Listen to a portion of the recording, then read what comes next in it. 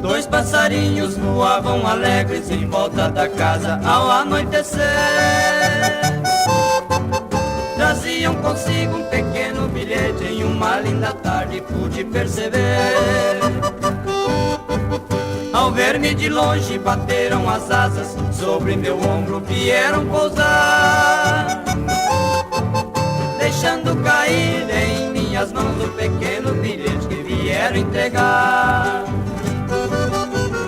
Os dois passarinhos que eram treinados bicavam meu ombro para eu entender que aquele bilhete que estava em minhas mãos, com muita urgência eu deveria ler.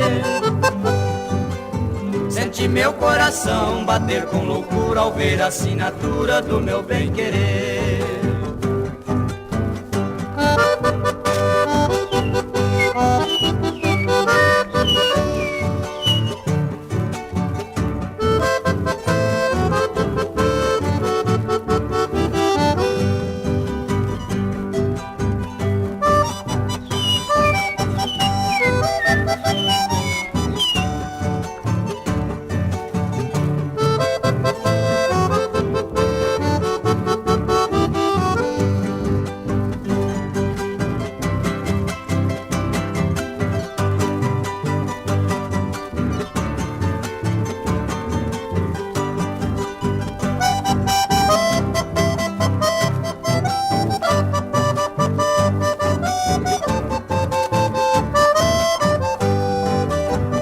Aquela que um dia deixei tão distante, com imensa saudade vive a reclamar.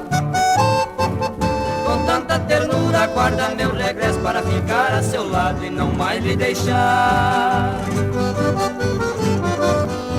Pelos dois passarinhos lindos mensageiros a meu grande amor pude enviar a resposta da sua mensagem fiel, que fizeram as lágrimas meu rosto banhar.